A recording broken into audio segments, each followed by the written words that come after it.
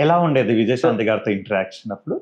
అప్పుడు ఆవిడకి అప్పుడే ఇంకా పొలిటికల్‌కి తెలంగాణ ఇది అదేమి స్టార్ట్ కాలేదు కదా అప్పటికింకా. తెలంగాణ రాలేదు గానీ, బట్ ఆవిడ పొలిటికల్ ఇదంతా అప్పటికే ఉంది. అప్పటికే ఉంది. అప్పటికే అప్పటికే ఉంది. ఓహ్! ఓకే.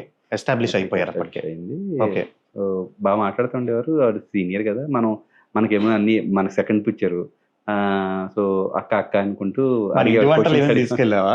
మ మనకి మనకొక అలవాటు ఉంది కదా! మన ఇంటి నుంచి చేపల పులుసులు అవి ఇవి కదా! పట్టుకెళ్ళడం. పట్టుకెళ్ళి అది కలిసి భోంచేసేవాళ్ళం. ఆ! ఆవిడ కూడా బాగా మాట్లాడేవారు. దే మనం ఆవిడతో కొంచెం ఫస్ట్ 3, 4 డేస్ హెజిటేట్ అయ్యాను. అంటే హ్మ్. అసలు డైలాగు పెగిలేది గాదు. ఆవిడ లేదు లేదు ఒకసారి అప్పటినుంచి ఆవిడ అంటే నార్మల్‌గా ఏంటంటే పెద్ద సీనియర్స్ అందరూ వాళ్ళ భోజనం వాళ్ళు చేయడం అది ఇది గదా! అవును. సో, ఎప్పుడైతే నేను కొంచెం ఆవిడ ఉన్నప్పుడు ఫ్రేమ్‌లో భయపడుతున్నానో నన్ను భోజనానికి పిలిచి కూర్చోబెట్టి భోజనం చేయించడం అయన్నీ అప్పుడు అంటే కావాలని అయన్నీ కొంచెం ఈ జెల్ అవుతానని జెప్పేసి